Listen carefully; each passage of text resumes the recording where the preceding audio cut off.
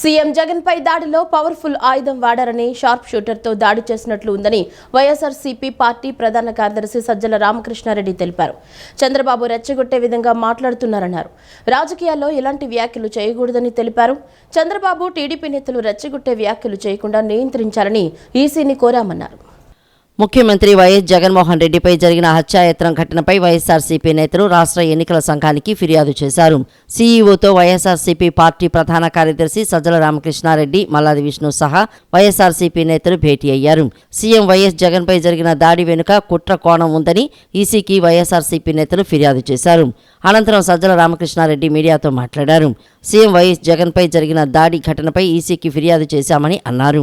CM Jagan ఎడమ కన్నుపై దాడి జరిగిందని, ఈ ఘటనను ప్రధాని మోడీ సహా అందరూ ఖండించారని, రాజకీయాలకు అతీతంగా పలు రాష్ట్రాల నేతలు కూడా ఖండించారని తెలిపారు.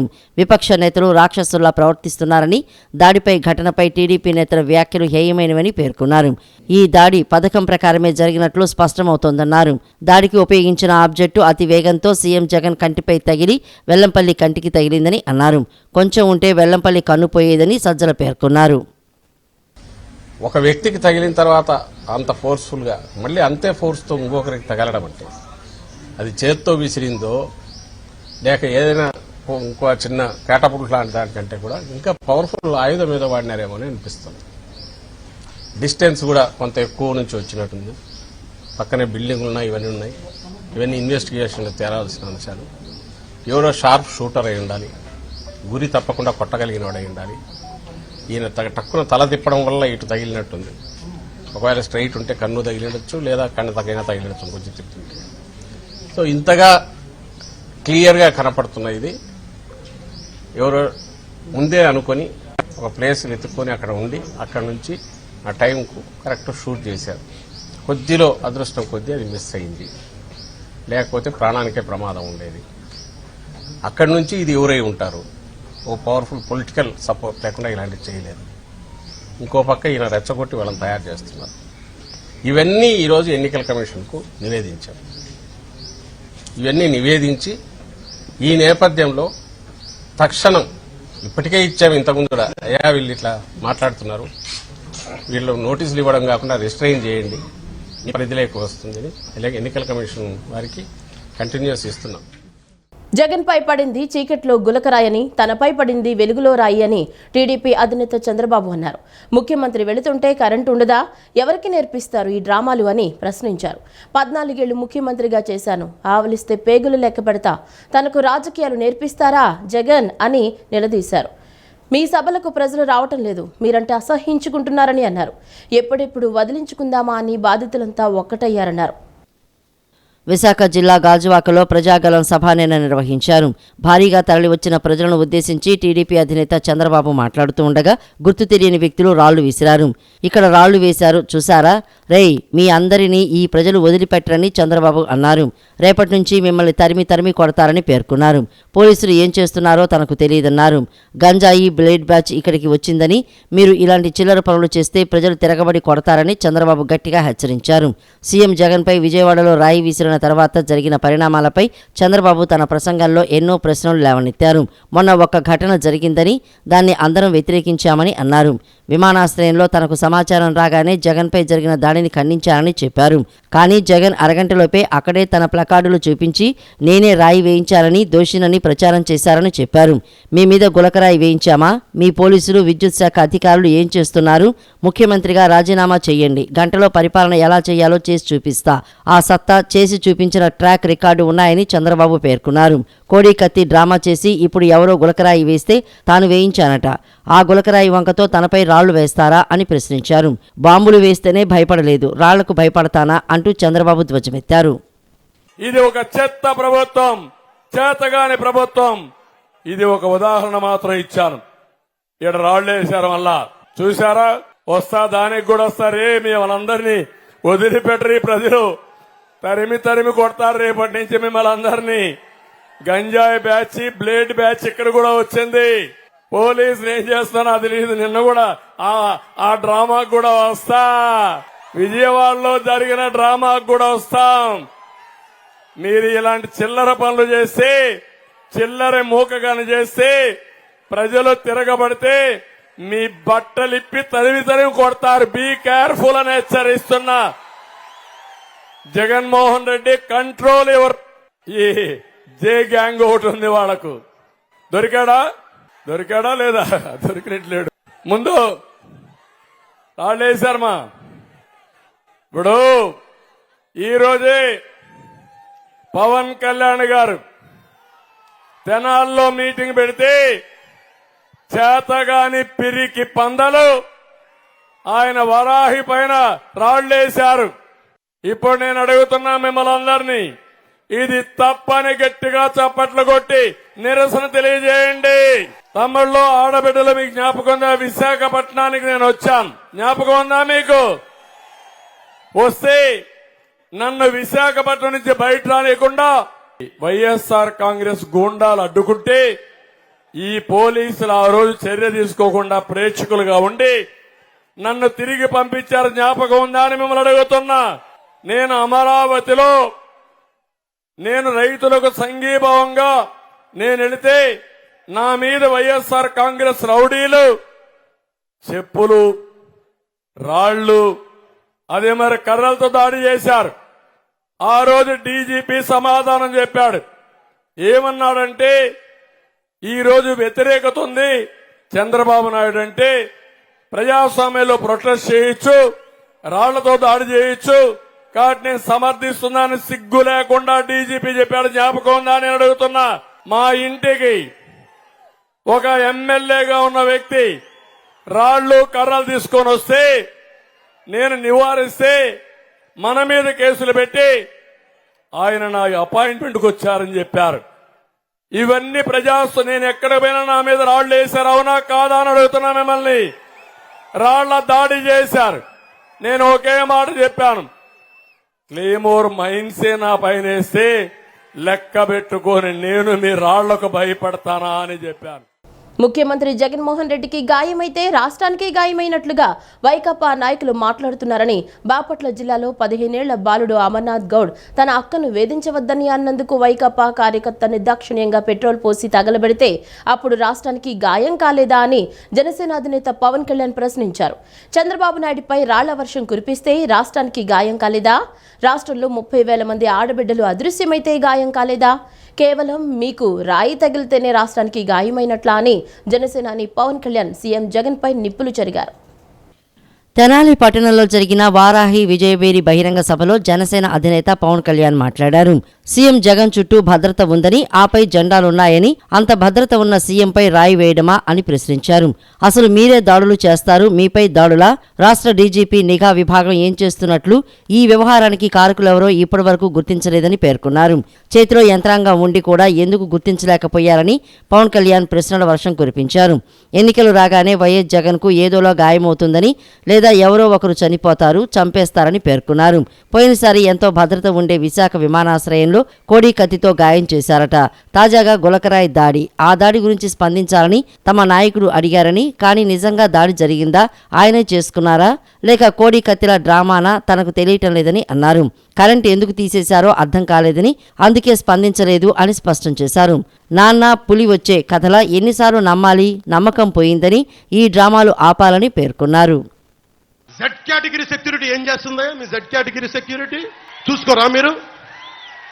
మరి చంద్రబాబు గారి మీద రాళ్లు కొట్టించినప్పుడు రాళ్ల వర్షమే కురిపించారా మీరు? అప్పుడు ఏమైపోయినాయి? అప్పుడు రాష్ట్రానికి గాయం జరగలేదా? అంటే మీ మీద ఇంత గులకరాయి పడితేనే గాయం అయిపోయినట్టు. ఏమో ఎవడు చేశాడో నా సంతాపం, నా సంతాపం కదా, నాకు బాధ కలుగుతుంది. నన్ను అడిగారు ఈ రోజున స్టేట్మెంట్ ఇవ్వమని చెప్పారు మా పార్టీ వక్తలందరూ. సార్ జగన్ గారికి ఇలా దెబ్బ తగిలింది అంటే నన్ను ఏం చేయమంటారన్న? ఆయనకి కొంచెం మీరు త్వరగా కోలుకోవాలని ఇవ్వంటే ఏమో అది నిజమో అబద్ధమో నాకేం తెలుసు. అతనే ఇలా టక్కును కొట్టేసుకున్నాడేమో ఎవరికి తెలుసు? తెలియదు కదా.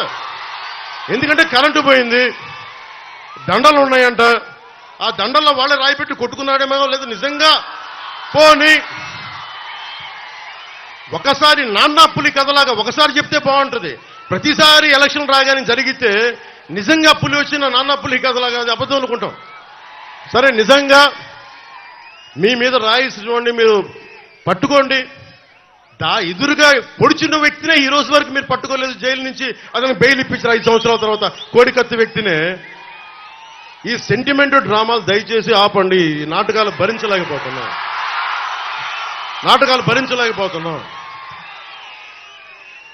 నేను వచ్చేటప్పుడు నా మీద బోల్డెన్ రాళ్లు పడతా ఉంటాయి.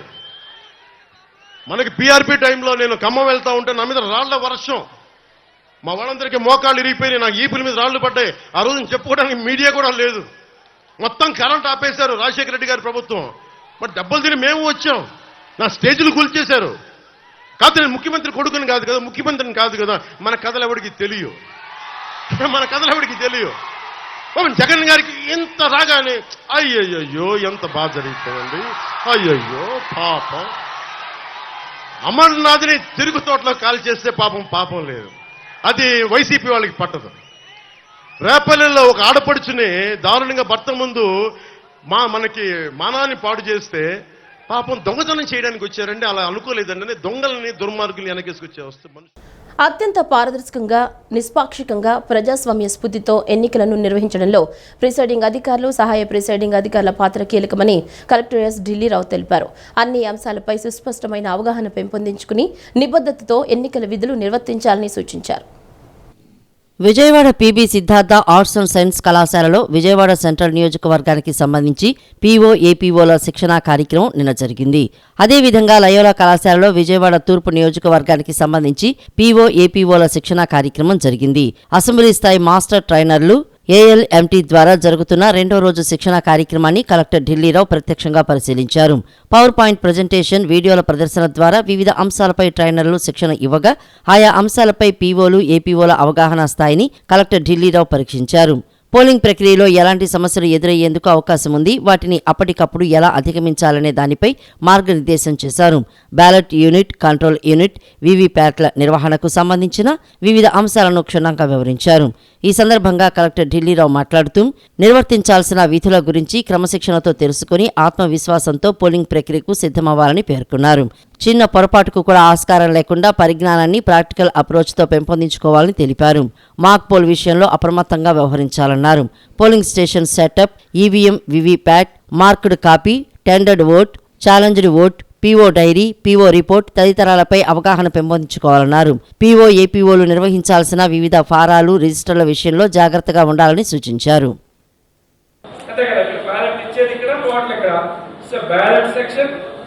Reserve section, battery section, display section. Basic ఇక్కడికి వచ్చేసరికి మన this is the connector part. Connector అనేటువంటిది ఆన్ అండ్ ఆఫ్. దీంట్లో ఇంతే, ఈ సియూలో ఉండేటువంటిది అంతకన్నా ఏమి లేదు. సో ఇక్కడికి వచ్చి ఏది కనెక్ట్ అవుతుంది అనుకున్నాము, ప్యానల్ వచ్చి కనెక్ట్ అవుతుంది. ఈ దీంట్లో చేసేటప్పుడు నథింగ్ బట్ ఇక్కడికి వచ్చేసరికి ఇది పెద్దది ఒకటి ఉంది, ఇది లోపల ఒకటి ఉంది కదా. సో ఒకసారి మార్కోడ్ అంతా అయిపోయినట్టు ఇక్కడ మీరు అన్నట్టు యాక్టివిటీని గుర్తుపెట్టుకోవాలి. CRC, close result clear. Okay, ఒకసారి పోలింగ్ అయ్యిందంటే దాంట్లో ఉన్న ఓట్లన్నీ కూడా తెలియాలి అనుకుంటే ఎన్ని ఉన్నాయి ఏంటి అనేటువంటిది టోటల్ బటన్ అంటే ఎన్ని ఉన్నాయో తెలుస్తుంది. రిజల్ట్ బటన్ నొక్కితే ఎవరికి ఎన్ని ఉన్నాయో తెలుస్తుంది. క్లియర్ అనేటువంటిది అందరికీ 0 చేసేస్తుంది. Okay, that's all. ఇది అయిపోయినాక ఆఫ్ చేసుకొని అప్పుడు ఈ రెండింటికి మధ్యలో ఈ అపర్చునిటీ నుండి గ్రీన్ పేపర్ సీల్ వాడతాం. పింక్ పేపర్ సీల్ ఏం వాడతాము, దాన్ని వాడతాం. దీంట్లో సగం పైకి సగం కిందకి వస్తుంది. సీఎం జగన్ పై దాడి ఘటనలో మాజీ మంత్రి వెల్లంపల్లి శ్రీనివాస్ సంచలన వ్యాఖ్యలు చేశారు. సీఎం జగన్ ను అంతమొందించేందుకు కుట్ర పన్నారని పేర్కొన్నారు. జగన్ ను అంతమొందిస్తేనే మనుగడ ఉంటుందని చంద్రబాబు భావిస్తున్నారన్నారు. కావాలని దాడి చేయించుకుంటే కనుగుడ్లు పోగొట్టుకుంటారా అంటూ ప్రశ్నించారు. జగన్ కు కణితపై తగిలి ఉంటే పరిస్థితి ఏంటంటూ పేర్కొన్నారు. సీఎం జగన్ను అంతమొందించేందుకు కుట్రలు పన్నారని మాజీ మంత్రి వెల్లంపల్లి శ్రీనివాస్ సంచలన వ్యాఖ్యలు చేశారు. ఉద్దేశపూర్వకంగానే పదునైన రాయితో దాడి చేశారని ఆరోపించారు. కావాలని దాడి చేయించుకుని కనుగుడ్లు పోగొట్టుకుంటారా అని ప్రశ్నించారు. నుదుటి కాకుండా మరో చోట రాయి తగిలి ఉంటే పరిస్థితి ఏంటని నిలదీశారు. ఇలాంటి ఘటనలు పునరావృతం కాకుండా చర్యలు తీసుకోవాలని ఈసీని కోరారు. సీఎం జగన్కు భద్రత పెంచాలని డిమాండ్ చేశారు.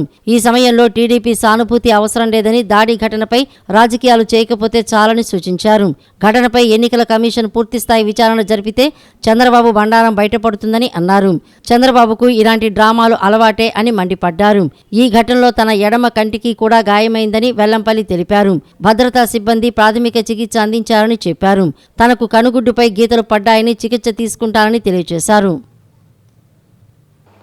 అభ్యర్థిగా పోటీ చేస్తున్న బోండా ఉమా కానీ మీరు చూసిన సంగతి, జరిగిన సంగతి మీరు గమనించారంతా కూడా చాలా విజయోత్సవంగా బ్రహ్మాండంగా ర్యాలీ ముందుకెళ్తుంటే గౌరవ ముఖ్యమంత్రి గారి మీద అదేవిధంగా ఏ విధంగా దాడి చేయబోయి ఆ యొక్క ఏదైతే ఉందో అది నాకు కూడా కంటి తగలడం, గౌరవ ముఖ్యమంత్రి గారికి దాదాపు బ్లడ్ రావడం కానివ్వండి, నాకు కూడా కంట్లో ఆల్రెడీ కొంత ఇబ్బంది కలగడం కానీ మీరందరికీ కూడా చూపెట్టడం జరిగింది. కంటితో ఎవడైనా ఆటలాడతాడు ఎవడైనా కానీ, ఎవరైనా ఆడతారా? కన్నుకు దెబ్బ తగిలి డాక్టర్స్ అంతా కూడా లోపల కన్ను గీతలు పడ్డాయి, కొంత రెటీనాలో చిన్న ప్రాబ్లమ్స్ వచ్చినాయి, అవని చెప్పి వాళ్ళు వైద్యం చేస్తుంటే సానుభూతి చెప్పకపోయినా పర్లేదు, ఈ విధమైన 2.0 అని చెప్పని ఇష్టం వచ్చినట్టు వాళ్ళు తెలుగుదేశం మాటలు మాట్లాడడం అనేది చాలా బాధాకరం. దీన్ని పూర్తిగా కూడా నేను ఖండిస్తున్నాను. ఎవరికైనా కానీ కుటుంబం ఉంటే అర్థమవుతుంది ఇలాంటి ఇబ్బందులు. నిన్నటి నుంచి ఇంట్లో అందరూ కూడా టీవీలో ఘటన చూసిన తర్వాత ఇంట్లో పిల్లలు కానీ, మా మిస్సెస్ కానీ, మా అన్నయ్యలు కానీ, ప్రతి కుటుంబ సభ్యులు మా ఇంట్లో అందరూ కూడా బాధపడుతున్న సంగతి. ఎందుకంటే మా కుటుంబం ఎవరికైనా మంచి చేసింది కానీ ఎప్పుడు కూడా ఎవరికి కూడా చెడు చేయాలని ఆలోచన వ్యక్తులం కాదు. కారణం ఏదైతే నా మీద కానీ గౌరవ ముఖ్యమంత్రి గారి మీద దాడి జరిగిందో దానికి కారణం చంద్రబాబు నాయుడే బోండోమో తొత్తులతో చేయించాడనేది మా అందరికీ ప్రజలు అదే చెప్తున్నారు, మా అందరికి కూడా అనుమానం అదే. ఎందుకంటే మమ్మల్ని డైరెక్ట్గా ఎదుర్కోలేక, ఎన్నికల్లో డైరెక్ట్గా ఎదుర్కోలేక, అదేవిధంగా నిన్న జన సముద్రం చూసిన తర్వాత వాళ్ళందరికీ కూడా గుండెలో రైళ్లు పరిగెత్తున్నాయి. రాజకీయాల్లో ఎప్పుడు కూడా ఓర్పు ఉండాలి. అంతేగాని ఒక రోజులోనే ఏంటంటే ఇలా మళ్ళీ మేము సీఎం అవ్వాలని చెప్పేసి ఉద్దేశంలోకి వచ్చేయకూడదు. ఎందుకంటే పతనం అయిపోయి ఉన్నటువంటి పార్టీ మళ్ళీ ఎంపటే రికవర్ చెందటం అనేది ఏంటంటే చాలా కష్టం. ఇవాళ సిద్ధం సభలకు కానీ, అదేవిధంగా మరి బస్సు యాత్రకు కానీ వచ్చేటువంటి ప్రజల్ని అందరినీ కూడా చూసి వీరందరూ కూడా తెలుగుదేశం వాళ్ళు నిశ్చేష్టులైపోయి మనం రాలేము, మళ్ళీ మనం పవర్లో రాలేము అనే ఉద్దేశంతోనే ఇటువంటి సంఘటనలు పురికొల్పుతారు. వైఎస్ఆర్సీపీ ప్రభుత్వంలో గత 5 ఏళ్లలో ప్రతి ఇంటా సంక్షేమ ఫలాలు అందాయని, భవిష్యత్తులో కూడా అవి కొనసాగాలంటే మరోసారి వైఎస్ఆర్సీపీని ఆశీర్వదించాలని వైఎస్ఆర్సీపీ తూర్పు నియోజకవర్గ ఎమ్మెల్యే అభ్యర్థి దేవినేని అవినాష్ విజ్ఞప్తి చేశారు. దేశంలో ఎక్కడా లేని విధంగా రాష్ట్రంలో నవరత్నాలు అమలు, పేద కుటుంబాలకు ముఖ్యమంత్రి జగన్మోహన్ రెడ్డి అండగా నిలిచారన్నారు. ప్రజా సంక్షేమమే ధ్యేయంగా సీఎం జగన్మోహన్ రెడ్డి ప్రజలకు సుపరిపాలన అందించారని కొనియాడారు. కృష్ణలంక 22వ డివిజన్లోని స్వర్గపురి వీధుల్లో నిన్న సాయంత్రం వైసీపీ తూర్పు నియోజకవర్గ ఇన్ఛార్జి దేవినేని అవినాష్ ఎన్నికల ప్రచారం నిర్వహించారు. ఇంటింటికి వెళ్లి గత 5 ఏళ్లలో వైఎస్ఆర్సీపీ ప్రభుత్వం అమలు చేసిన సంక్షేమ పథకాలు వివరించి ఫ్యాన్ గుర్తుకు ఓటు వేయాలని అభ్యర్థించారు. ఈ సందర్భంగా అవినాష్ మాట్లాడుతూ దేశంలో ఎక్కడా లేని విధంగా రాష్ట్రంలో నవరత్నాలు అమలు, పేద కుటుంబాలకు ముఖ్యమంత్రి జగన్మోహన్ రెడ్డి అండగా నిలిచారని అన్నారు. ప్రజా సంక్షేమమే ధ్యేయంగా సీఎం జగన్మోహన్ రెడ్డి ప్రజలకు సుపరిపాలన అందించారని కొనియాడారు. త్వరలో జరగనున్న ఎన్నికల్లో ఫ్యాన్ గుర్తుకు ఓటేసి తనను ఎమ్మెల్యేగా కేశినేని శ్రీనివాస్ నానిని ఎంపీగా అత్యధిక మెజారిటీతో గెలిపించి మళ్లీ జగన్మోహన్ రెడ్డిని సీఎం చేయాలని విజ్ఞప్తి చేశారు. 70 సంవత్సరాల కళ ఏదైతే ఈ ప్రాంతంలో ఇళ్ల పట్టాలు మాకు కావాలి అని చెప్పని ఎన్నో పోరాటాలు, ఎన్నో విన్నపాలు ఎంతోమంది రాజకీయ నాయకుల దగ్గర, ఎంతోమంది రాజకీయ పార్టీల దగ్గర అందిస్తే ఏ నాయకుడు, ఏ పార్టీ గారు పట్టించుకోవాలి. కానీ ముఖ్యమంత్రి జగన్మోహన్ రెడ్డి గారు ఒక నాయకత్వంలో ఏదైతే ఆయన దగ్గరికి వెళ్ళి మీ అందరం గారు రిక్వెస్ట్ చేయగానే ఈరోజు బ్రహ్మరాంపురం ప్రాంతంలో ఇళ్ల పట్టాలు మంజూరు చేసి జీవో అందించిన నాయకుడు ఈరోజు వైఎస్ జగన్మోహన్ రెడ్డి గారు అని చెప్పి ప్రతి ఒక్కరి గారు ఎంతో సంతోషంగా చెప్పుకుంటున్నారు.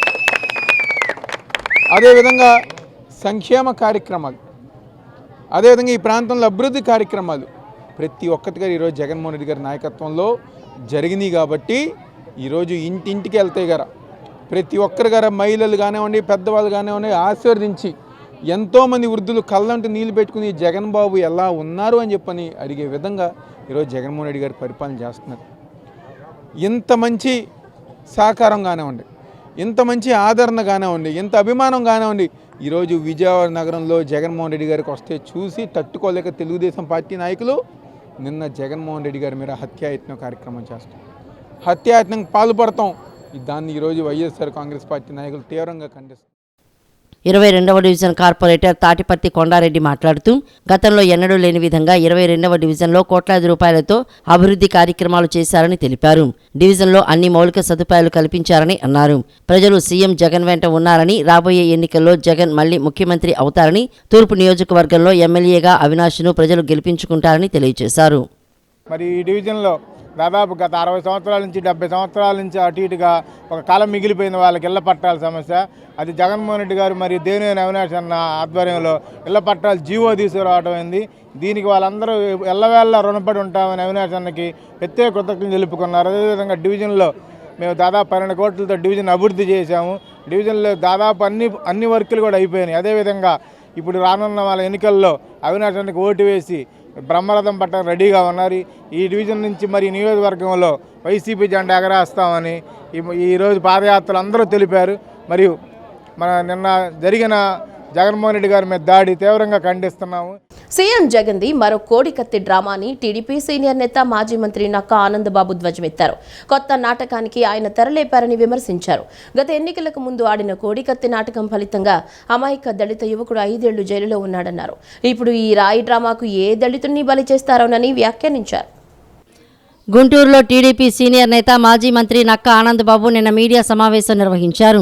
సమావేశంలో ఆయన మాట్లాడుతూ గత ఎన్నికలకు ముందు ఆడిన కోడి కత్తి నాటకం ఫలితంగా అమాయక దళిత యువకుడు 5 ఏళ్లు జైల్లో ఉన్నాడని అన్నారు.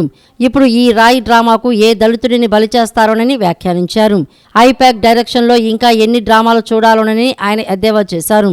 రాష్ట్రానికి రక్షణ కల్పించాల్సిన సీఎంకే భద్రత లేదంటే అది జగన్ చేతగానితనమని పేర్కొన్నారు. ఇది ముమ్మాటికి ఐపాక్ ఆధ్వర్యంలో పథకం ప్రకారం జరిగిన దాడిగా ఆయన అభివర్ణించారు. గత ఎన్నికల సమయంలో బాబాయిని చంపించి చంద్రబాబు మీద దుష్ప్రచారం చేసి లబ్ధి పొందారని ఆగ్రహం వ్యక్తం చేశారు. వివేక రక్తపు పునాదుల మీద జగన్ ప్రభుత్వం ఏర్పడిందని సొంత చెల్లెళ్లే చెబుతున్నారని అన్నారు. ఈ ఘటనతో తమకు సంబంధం ఏంటని నిలదీశారు. ఎన్నికల్లో లబ్ధికి వైఎస్ఆర్ కాంగ్రెస్ పార్టీ ఆడుతున్న నాటకాలను ప్రజలంతా గమనిస్తున్నారని అన్నారు. ఎన్నికల ముందు డ్రామాలు వేసే బుద్ధులు ఎవడకున్నాయి?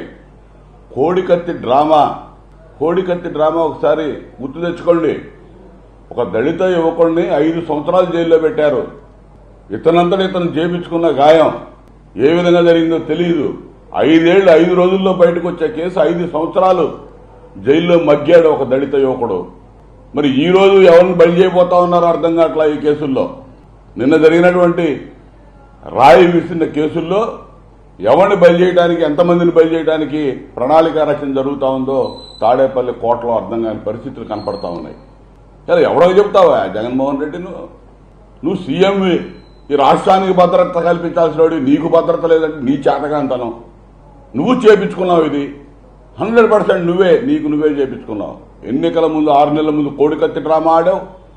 కరెక్ట్గా నెల రోజుల్లో ఎన్నికలు ఉన్నాయనగా బాబాయ్ హత్య, వివేకానందరెడ్డి హత్య చేసి నారాసుర రక్త చరిత్ర అని చెప్పి చంద్రబాబు నాయుడు గారి మీద అవాకులు చవాకులు నీ పత్రికల్లో ఛానల్లో ప్రచారం చేసుకుని రాజకీయ లబ్ధి పొందావు. మేం చెప్పడం కాదు, నీ చెల్లెళ్ళు చెబుతా ఉన్నారు. ఆ హత్య రక్త పునాదుల మీద నీ ప్రభుత్వం ఏర్పడిందని నీ చెల్లి చెబుతా ఉంది. అటువంటి నీచ చరిత్ర కలిగినటువంటి నువ్వు, నీ మీద రాళ్లు పడ్డాయా? రాళ్లు పడితే తెలుగుదేశం పార్టీ చంద్రబాబు నాయుడు గారు కారణం అని చెప్పి పతోడు మాట్లాడుతూ ఉన్నాడు. అంబటి రాంబాబు, నాని, వాళ్ళు వీడు మాట్లాడుతున్నారు. ఏమనుకుంటున్నారు మీరు? ఎవరిని బయలు చేయడానికి ప్రయత్నం చేస్తున్నావు? పూలు వెళ్తా ఉంటే పూలలో రాళ్లు వచ్చినాయంట, రాయి తేలిందంట. ఏమో నువ్వే వేయించుకుని ఉంటావు 100%. నువ్వు ముఖ్యమంత్రి. కరెంట్ ఎందుకు తీశారు ఆ సమయంలో? మేము వెళ్తుంటే ఎటు తీస్తున్నారు? గ్రామాల్లో మా ప్రచారానికి వెళ్తుంటే కరెంటు తీసేస్తున్నారు. చంద్రబాబు నాయుడు గారి ప్రచారానికి కరెంటు తీస్తున్నారు, లోకేష్ గారి ప్రచారానికి కరెంటు తీస్తున్నారు, అనేక అడ్డంకులు సృష్టిస్తా ఉన్నారు. నువ్వు ముఖ్యమంత్రివే, నీ పర్యటనలో కరెంటు ఎందుకు తీస్తారు? రాబోయే ఎన్నికల్లో పెనమలూరు నియోజకవర్గాన్ని 100% కూటమి కైవసం చేసుకోబోతుందని, అందులో ఎటువంటి సందేహం లేదని మచిలీపట్నం ఎంపీ వల్లభనేని బాలశౌరి తెలిపారు. తెలుగుదేశం పార్టీ అభ్యర్థి బోడే ప్రసాద్ నియోజకవర్గంలో గెలవబోతున్నారని, ఎంపీగా పోటీ చేస్తున్న తనకు పెనమలూరు నియోజకవర్గం నుంచి అత్యధిక మెజారిటీ వస్తుందన్నారు. రహదారులు, త్రాగునీరు, డ్రైనేజీ సమస్య ఉందని, కూటమి అధికారంలోకి రాగానే కృష్ణానది నీటిని సరఫరా చేయడమే ప్రధాన లక్ష్యంగా పెట్టుకున్నామని చెప్పారు. పెనమలూరు నియోజకవర్గం తాడిగడప మున్సిపాలిటీ పరిధిలోని సిద్దిక్ నగర్లో టీడీపీ నాయకులు ఎండి హుసేన్, అబ్దుల్ మతీన్ ఆధ్వర్యంలో నిన్న సాయంత్రం ఆత్మీయ సమావేశాన్ని నిర్వహించారు. ఈ సమావేశంలో మచిలీపట్నం ఎంపీ వల్లభనేని బాలశౌరి, పెనమలూరు నియోజకవర్గ టీడీపీ అభ్యర్థి బోడే ప్రసాద్ పాల్గొన్నారు. ఆత్మీయ సమావేశంలో ఎండి హుసేన్, అబ్దుల్ మతీన్ ఆధ్వర్యంలో అనేక మంది యువత, మహిళలు టీడీపీలో చేరారు. వల్లభనేని బాలశౌరి, బోడే ప్రసాద్ యువతకు పార్టీ కండువాలు కప్పి పార్టీలోకి ఆహ్వానించారు. ఎంపీ బాలశౌరి మాట్లాడుతూ టీడీపీ, జనసేన విధానాల పట్ల ఆకర్షితులై యువత పార్టీలో చేరడం అభినందనీయమని పేర్కొన్నారు. యువత, టీడీపీ శ్రేణులు ప్రజల వద్దకు వెళ్లి ఓటింగ్ గురించి అవగాహన కల్పించాలన్నారు.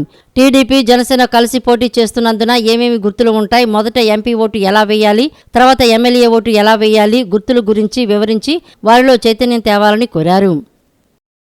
అనేక మంది వైసీపీలో ఉన్నటువంటి వాళ్ళు ఇటు తెలుగుదేశం, జనసేన పార్టీకి ఆకర్షితులై మా పార్టీలో చేరటం చాలా సంతోషం. ఈ పెనమలూరు నియోజకవర్గం 100% కూటమి కైవసం చేసుకోబోతా ఉంది. అందులో ఎటువంటి డౌట్ లేదు. బోడే ప్రసాద్ గారు గెలవబోతా ఉన్నారు. అలాగే ఎంపీ అభ్యర్థిగా నాకు కూడా మంచి మెజార్టీ వస్తుంది. ప్రధానంగా ఇక్కడ ఉన్నటువంటి సమస్యలు డ్రింకింగ్ వాటర్ సమస్య, డ్రైనేజ్ సమస్య, రోడ్లు ఉన్నాయి. మేము అధికారంలోకి రాగానే ఇక్కడ ఈ ఏరియాలో ఉన్నటువంటి ప్రజానికానికి అందరికి కూడా కృష్ణా నది వాటర్ ఇవ్వటమే ప్రధాన అంశం. అనంతరం బోడే ప్రసాద్ మాట్లాడుతూ పెనమలూరు నియోజకవర్గంలో వైఎస్ఆర్ కాంగ్రెస్ పార్టీ ఖాళీ అవుతోందని, ప్రతి గ్రామంలో అనేక మంది టీడీపీ, జనసేనలో చేరుతున్నారని చెప్పారు. ఎంతో అనుభవం ఉన్న వ్యక్తి ఎంపీ బాలశౌరి తెలిపారు. భూగర్భ జలాలు అడుగంటుతున్నాయి. జలాలు కలుషితం అవుతున్నందున భూగర్భ జలాలు వాడకుండా కృష్ణా జలాలు ప్రజలకు అందించాలని నిర్ణయించారని అన్నారు.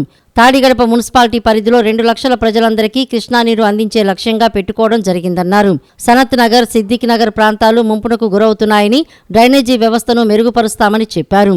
పెనమలూరు నియోజకవర్గ ప్రజలు తప్పకుండా ఓటు హక్కును వినియోగించుకోవాలని, పోలింగ్ బూత్లో తొలుత పార్లమెంటు ఓటు గాజు గ్లాస్కి, అసెంబ్లీ ఓటు సైకిల్కు వేసి తమను గెలిపించాలని కోరారు.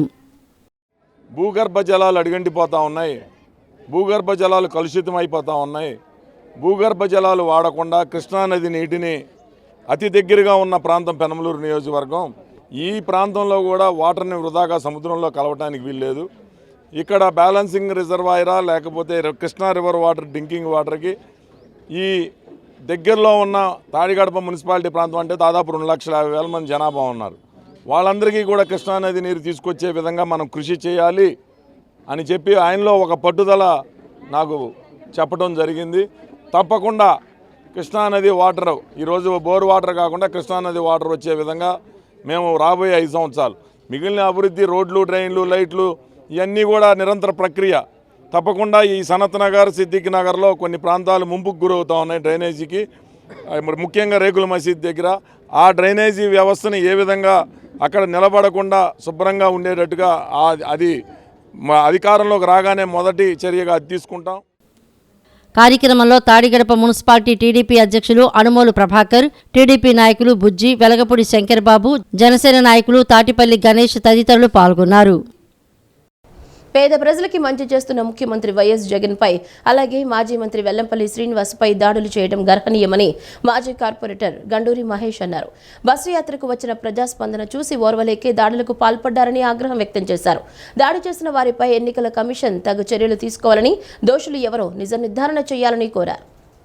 సీఎం జగన్పై జరిగిన దాడిని ఖండిస్తూ మాజీ కార్పొరేటర్ గండూరి మహేష్ ఆధ్వర్యంలో సత్యనారాయణపురంలో నిరసన కార్యక్రమం చేపట్టారు. ఈ సందర్భంగా నాయకులు మాట్లాడుతూ సీఎం జగన్పై జరిగిన దాడి బ్లాక్ డేగా వైసీపీ కార్యకర్తలు భావిస్తున్నామని చెప్పుకొచ్చారు. ఎంతో మంది పేద ప్రజలకు మంచి జీవితాన్నిచ్చి వారి అభివృద్ధికి నిత్యం కృషి చేస్తున్న జగన్పై దాడి గర్హనీయమని అన్నారు. బస్సు యాత్రకు వచ్చిన ప్రజాస్పందన చూసి ఓర్వలేకే దాడులకు పాల్పడ్డారని ఆగ్రహం వ్యక్తం చేశారు. టీడీపీకి చెందిన కొంతమంది గూండాలు, రౌడీలు ఇలాంటి చర్యలకు పాల్పడ్డారని ధ్వజమెత్తారు. సీఎం జగన్ ప్రజలకు మంచి చేయడం తప్ప, ప్రజల కోసం నిలబడటం తప్ప అని నిలదీశారు. కుళ్ళు కుతంత్రాలతో జగన్మోహన్ రెడ్డి మీద, అదేవిధంగా మాజీ మంత్రి వెల్లంపల్లిపై దాడులకు పాల్పడ్డారని అన్నారు. దాడి చేసిన వారిపై ఎన్నికల కమిషన్ తగిన చర్యలు తీసుకోవాలని, దోషులు ఎవరో నిజ నిర్ధారణ చేయాలని కోరారు. ఈ దాడులను ఖండిస్తూ సీఎం జగన్ మంత్రి వెల్లంపల్లి కోలుకోవాలని, త్వరలో అన్ని ఆలయాల్లో పూజలు చేయనున్నట్లు వెల్లడించారు. ప్రజలకి మంచి చేయడం తప్ప, ప్రజల కోసం నిలబడడం తప్ప, కుళ్ళు కుతంత్రాలతో జగన్మోహన్ రెడ్డి గారి మీద, అదేవిధంగా మాజీ మంత్రివర్యులు వెల్లంపల్లి శ్రీనివాస్ గారి మీద దాడిని తీవ్రంగా ఖండిస్తూ ఉన్నాం. ఈ తెలుగుదేశం పార్టీలో ఉన్నటువంటి కొంతమంది రౌడీలు ఈ పని చేశారని చెప్పి వార్తలు, కథనాలు వస్తూ ఉన్నాయి. వాళ్ళందరి మీద కూడా తగిన చర్యలు తీసుకోవాలి. దోషులు ఎవరో నిజ నిర్ధారణ చేయాలి. ఎన్నికల సంఘాన్ని కూడా మేము ఒకటే కోరుతూ ఉన్నాం, నిష్పక్షపాతంగా ఈ ఎన్నికలు నిర్వహించాలి. ఈ విధమైన దాడి పై స్థాయిలో ఉన్న నాయకుల మీద జరిగితే రేపు కింద స్థాయి నాయకుల మీద కూడా ఏ విధంగా చేస్తారో ఎన్నికల సంఘం గుర్తుంచుకొని తగిన చర్యలు తీసుకోవాలని చెప్పి ముఖ్యమంత్రి గారంటే ఈ రాష్ట్రాన్ని ఆయన నడిపిస్తున్నారు. ఈ రాష్ట్రానికి అధినేత. ఈ దాడి ఇండైరెక్ట్గా ఈ రాష్ట్ర ప్రజలందరి మీద జరిగిన దాడిగా మేము భావిస్తున్నాం. ఒక ముఖ్యమంత్రి మీద ఈ దేశంలో యుద్ధానికి కూడా ఒక నీతి ఉంది. అటువంటి నీతి కూడా ఏమాత్రం లేకుండా తప్పి వీళ్ళందరూ ఇంత అరాచకమైన దుర్మార్గపు చర్యలకు పాల్పడటం అన్నది చరిత్రలో ఏ విధంగా మిగిలిపోతారు, ఏ రకమైన సందేశాలని వీళ్ళు రాబోయే తరాలకు ఇస్తున్నారు. విజయవాడ పశ్చిమ నియోజకవర్గం అభివృద్ధికి ఆమడు దూరంలో ఉందని పశ్చిమ నియోజకవర్గ కూటమి అభ్యర్థి సుజనా చౌదరి సోదరి ధనలక్ష్మి అన్నారు. ఈ నియోజకవర్గంలో అన్ని రకాల అభివృద్ధి కావాలంటే సుజనను అఖండ మెజారిటీతో గెలిపించుకోవాలని పిలుపునిచ్చారు.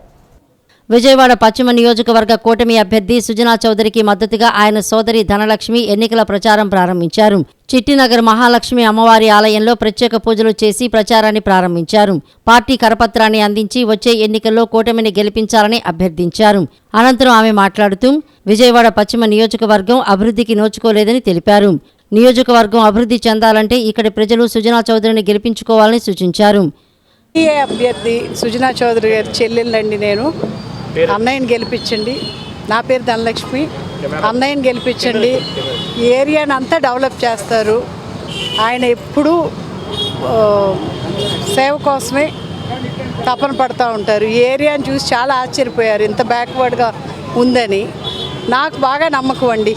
మీరు గెలిపించండి, ఆయన మీకు నిరూపించి చూపిస్తారు.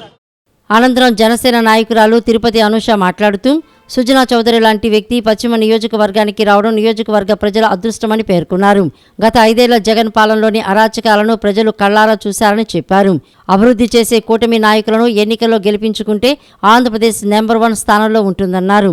మాజీ కేంద్ర మంత్రిగా పనిచేసిన అనుభవం ఉన్న సుజనా చౌదరి పశ్చిమ నియోజకవర్గానికి ఎమ్మెల్యే అయితే నియోజకవర్గం అన్ని విధాలా అభివృద్ధి చెందుతుందని పేర్కొన్నారు. నిజంగా పశ్చిమ నియోజకవర్గం ప్రజలందరూ కూడా చేసుకున్న అదృష్టంగానే భావించాలి. ఎందుకంటే ఒక ఎంపీ హోదాలో ఉన్న వ్యక్తి, ఒక మంచి మంత్రిగా చేసిన వ్యక్తి ఈరోజు మన దగ్గరకు వచ్చి మన నియోజకవర్గానికి డెవలప్మెంట్ అందిస్తామంటే మనందరం కూడా ముందుండి సహకరించాలి. అదేవిధంగా జగన్మోహన్ రెడ్డి గారు ఎన్ని అరాచకాలు చేశామో ఈరోజు మనందరం కూడా చూసాం. వీటన్నిటినీ కూడా చెక్ పాయింట్ పెట్టాలంటే ఇక్కడ ఖచ్చితంగా సుజనా చౌదరి గారిని గెలిపించుకొని తీరాలి. గతంలో ఎంకే బేగ్ గారు ఇంజనీరు, మరి సుజనా చౌదరి గారు ఇంజనీరు. ఈ 2.5 కిలోమీటర్ల విస్తీర్ణంలో 2.5 లక్షల మంది ఉన్న ఈ ప్రజలకి చాలా న్యాయం చేస్తానని చెప్పి ఆయన చెప్తున్నారు.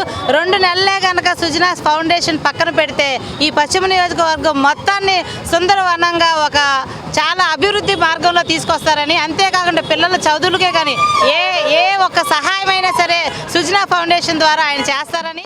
రాష్ట్రంలో ప్రజాదరణను చూసి ఓర్వలేక సీఎం జగన్మోహన్ రెడ్డిపై పిరికి పందల దాడి చేశారని వైఎస్ఆర్సీపీ నేతలు మండిపడ్డారు. ఈ ఘటనపై సీబీఐ అధికారుల చేత దర్యాప్తు చేయించి దాడికి పాల్పడిన వారిని కఠినంగా శిక్షించాలని పిలుపునిచ్చారు. కృష్ణా జిల్లా బాపులపాడు మండలం వీరవల్లి గ్రామంలో గ్రామ వైఎస్ఆర్ కాంగ్రెస్ పార్టీ ఆధ్వర్యంలో పార్టీ నాయకులు కార్యకర్తలు ఎన్నికల ప్రచారాన్ని నిర్వహించారు. ప్రతి గడపకు తిరుగుతూ సీఎం వైఎస్ జగన్మోహన్ రెడ్డి అమలు చేసిన సంక్షేమ పథకాలు, అభివృద్ధి కార్యక్రమాలను ప్రజలకు వివరించారు. వచ్చే ఎన్నికల్లో వైఎస్ జగన్మోహన్ రెడ్డిని దీవించి ముఖ్యమంత్రిగా, ఎమ్మెల్యేగా వల్లభనేని వంశీమోహన్, పార్లమెంటు సభ్యులుగా సింహాద్రి చంద్రశేఖరరావుని అఖండ మెజారిటీతో గెలిపించాలని అభ్యర్థించారు. రాష్ట్రంలో ప్రజాదరణను చూసి ఓర్వలేక సీఎం జగన్మోహన్ రెడ్డిపై పిరికి పందలా దాడి చేశారని వైఎస్ఆర్సీపీ నేతలు ఆగ్రహం వ్యక్తం చేశారు. ఈ ఘటనపై పోలీసులు సమగ్ర విచారణ చేపట్టాలని డిమాండ్ చేశారు.